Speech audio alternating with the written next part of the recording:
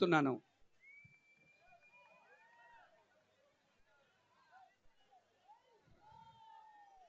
ఈ సమావేశానికి విచ్చేసినటువంటి ఉత్తరాంధ్ర నుంచి వచ్చినటువంటి తెలుగుదేశం పార్టీ అతిరథ మహారథులకు, అదే రకంగా ఈ 2 జిల్లాల నుంచి వచ్చినటువంటి నాయకులకు, కార్యకర్తలకు అందరికీ నా నమస్కారాలు. అయ్యా, మీ అందరికీ కూడా తెలియజేసే విషయం ఏంటంటే, సుమారు ఒక 20 నిమిషాల్లో చంద్రబాబు నాయుడు గారి చాపర్ ఇక్కడ దిగబోతా ఉంది. కాబట్టి అందరూ కూడా ఎవరెవరు బయట ఉన్నా అందరినీ లోపలికి రావాల్సిందిగా ముందుగా తెలియజేస్తా ఉన్నాను. ఈ రోజున మీ కార్యకర్తలందరినీ చూస్తూ ఉంటే, ఈ రోజున ఇక్కడున్న అభిమానులందరినీ చూస్తూ ఉంటే నాకు చాలా సంతోషంగా ఉంది. ఎందుకంటే ఎటువంటి కార్యక్రమాలు తలపెట్టినా, ఎటువంటి మీటింగుల్లో కూర్చున్నా కార్యకర్తల ముందుకొచ్చి ఒక స్పీచ్ ఇవ్వడంలో ఉన్న ఆనందం ఇంకెక్కడా కూడా తెలియదని చెప్పి మీ అందరికీ కూడా నేను తెలియజేస్తా ఉన్నాను.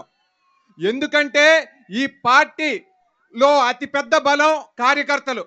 ఈ కార్యకర్తలు ఎవరైతే ఉన్నారో మీరంతా అన్న నందమూరి తారక రామారావు గారు స్థాపించిన పార్టీ కోసం, ఆయన సిద్ధాంతాల కోసం, ఆయన పెట్టిన ఈ జెండా కోసం మీ కుటుంబాల్ని వదిలి ఆస్తులు పోగొట్టుకున్న, చిరిగిన చొక్కాలతో, నలిగిన కండువాలతో ఈ పార్టీ కోసం మేమున్నాం, ఈ రాష్ట్రం కోసం మేమున్నాం, అభివృద్ధి సాధించేంత వరకు కూడా మేము పోరాడుతామని చెప్పి ఇటువంటి ఎండని కూడా లెక్క చేయకుండా మీరందరినీ చూస్తూ ఉంటే నాకు నిజంగానే చాలా ఆనందంగా ఉంది. అయ్యా, 4.5 సంవత్సరాలుగా జగన్మోహన్ రెడ్డి గారి పరిపాలన ఏంటో మనం చూసాం. ఈ రాష్ట్రాన్ని అంతటినీ కూడా అస్తవ్యస్తం చేశాడు, ప్రతి వర్గాన్ని కూడా అణిచివేశాడు.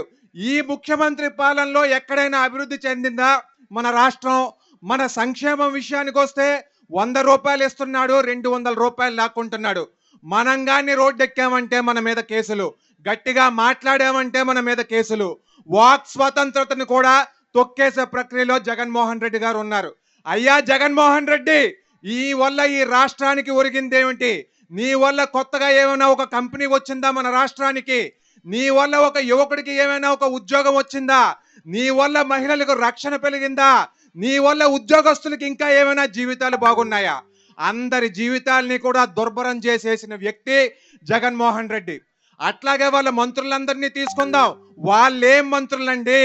వాళ్ళేమి పరిపాలన మన రాష్ట్రానికి చేస్తారు? ఈ మంత్రులంతా కూడా బూతుల మంత్రులు, ఈ మంత్రులంతా కూడా అవగాహన లేని మంత్రులు, ఈ మంత్రులంతా కూడా అవినీతి మంత్రులు. మన జిల్లాలోకి వచ్చామంటే బొత్స సత్యనారాయణ గారి గురించి మాట్లాడుకోవాల్సిన అవసరం ఉంది. 15 సంవత్సరాలుగా ఆయన ఈ నియోజకవర్గానికి, చీపురుపల్లికి కానీ, ఈ జిల్లాకి కానీ, రాష్ట్రానికి కానీ మంత్రి కింద ఉన్నారు. మరి ఈ 15 సంవత్సరాల్లో ఆయన అనుభవించినన్ని పదవులకు తగ్గట్టుగా మన జిల్లాని ఏమైనా అభివృద్ధి చేశారా? భారీ పరిశ్రమల శాఖ మంత్రి కింద మీరు వోక్స్వాగన్ని వెనక్కి తరిమేశారు, అవునా కాదా? గృహ నిర్మాణ శాఖ మంత్రి కింద భారీ అవినీతి చేసి ఇల్లు కట్టకుండా డబ్బులు తీసుకున్నారు, అవునా కాదా? మరి ఈ రోజున మీరు విద్యాశాఖ మంత్రి కింద ఉన్నారు కదా, ఒక స్టేజ్ ఎక్కి 5 నిమిషాలు విద్యా విధానం గురించి మాట్లాడగలరా మీరు? ఇటువంటి వాళ్ళందరూ మనకి మంత్రులు అయితే ఎట్లాగా? జగన్మోహన్ రెడ్డి మనకి ముఖ్యమంత్రి అయితే ఎట్లాగా? సోదరులారా, మీరంతా ఒకటి గుర్తించండి, ఇంకా ఉన్నది 90 రోజులు మాత్రమే. మనమంతా కూడా మంచి సమాజం కోసం పోరాడదాం.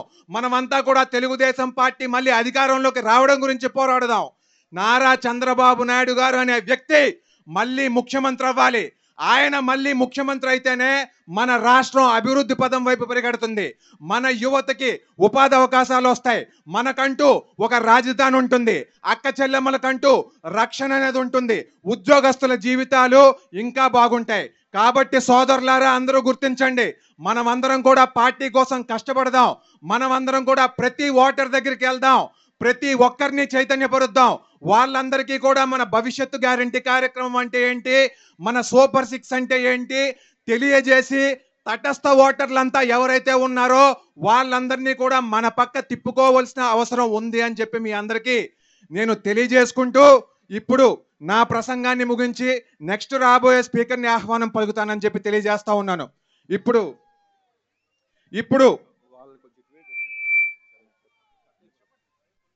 అయ్యా, ఇటు పక్క ఉన్న వాళ్ళందరూ కూడా లెఫ్ట్ సైడ్ రావాల్సిందిగా కోరుతా ఉన్నాం. అక్కడ సుమారు 50-60 వేల మంది అక్కడ ఉన్నారు, కానీ ఇటు పక్కన కుర్చీలు కూడా ఉన్నాయి. మీరంతా కూడా ఇటు పక్క రావాలి. సార్ ఇంకా పావు గంటలో ఇక్కడికి రాబోతా ఉన్నారు. అందరూ దయచేసి ఇటుపక్క రండి, లెఫ్ట్ సైడ్కి రండి. అయ్యా వాలంటీర్స్, మీరంతా కూడా లెఫ్ట్ సైడ్కి వాళ్ళని డైరెక్ట్ చేయండి. ఇప్పుడు నెల్లిమర్ల ఇన్ఛార్జ్ గారు కర్రోతు బంగారాజు గారిని మాట్లాడాల్సిందిగా కోరుతున్నాం.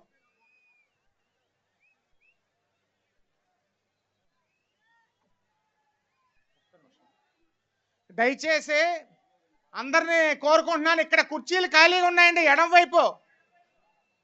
దయచేసి అటువైపు ఉన్న వాలంటీర్స్ దయచేసి అందరినీ కూడా ఇటు కూర్చోబెట్టాలి.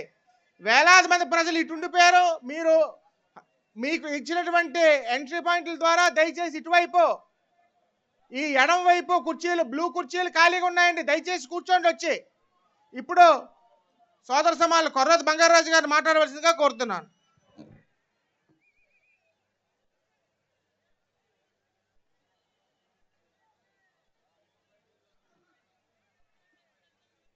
రా కదలిరా కార్యక్రమానికి విచ్చేసినటువంటి ఉత్తరాంధ్ర పెద్దలకు, మరి అలాగే తెలుగుదేశం కార్యకర్తలకు, జనసేన కార్యకర్తలకు, జనసేన నాయకులకు అందరికీ ముందుగా నా హృదయపూర్వక ధన్యవాదాలు తెలియజేసుకుంటున్నాను. రా కదలిరా ఈ నినాదం 1982 తెలుగుదేశం పార్టీ స్థాపించినప్పుడు స్వర్గీయ అన్న నందమూరి తారక రామారావు గారు పిలుపునిచ్చారు. మొట్టమొదట తెలుగుదేశం పిలుస్తుంది రా కదలిరా అని. ఆ పిలుపుతో యావత్ ఆంధ్రప్రదేశ్ జేజేలు పలికింది. మరి ఇప్పుడు తెలుగుదేశం జాతీయ అధ్యక్షుల వారు నారా చంద్రబాబు నాయుడు గారు, మాజీ ముఖ్యమంత్రి వర్యులు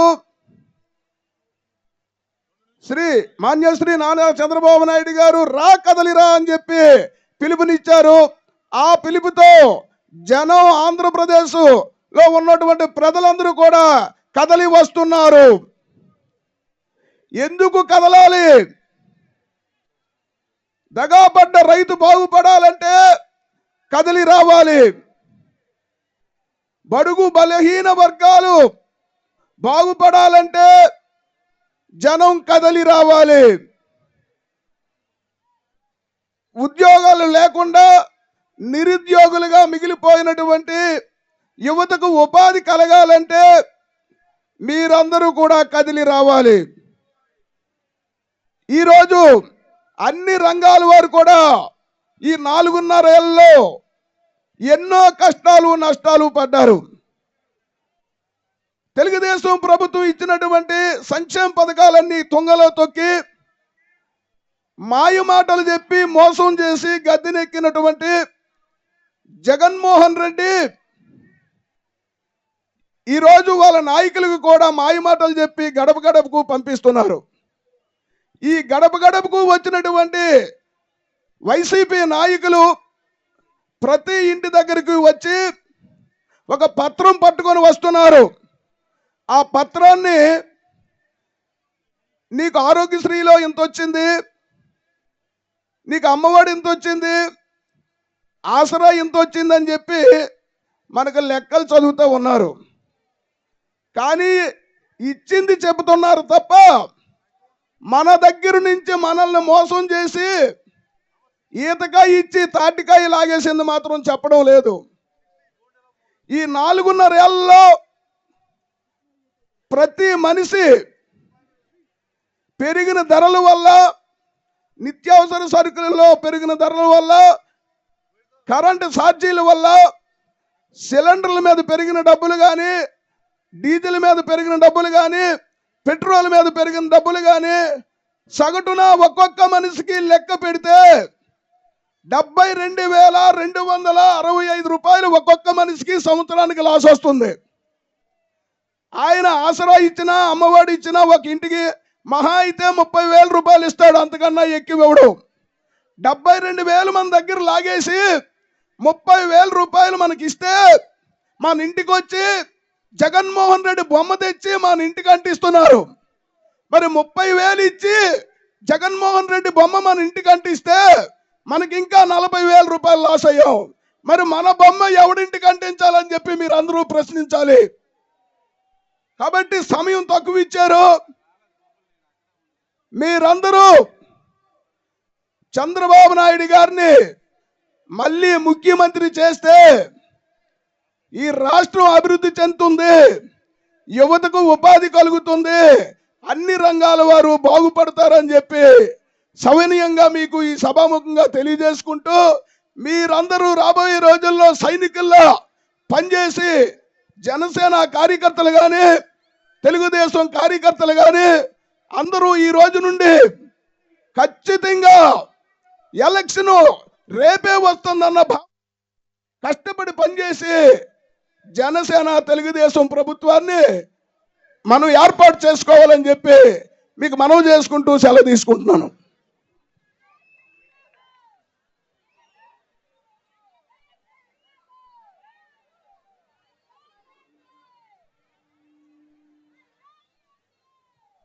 ఇప్పుడు కురుపాం నియోజకవర్గం తెలుగుదేశం పార్టీ ఇన్ఛార్జ్ గారు తోయిక జగదీశ్వరి గారిని మాట్లాడాల్సిందిగా కోరుతున్నాం.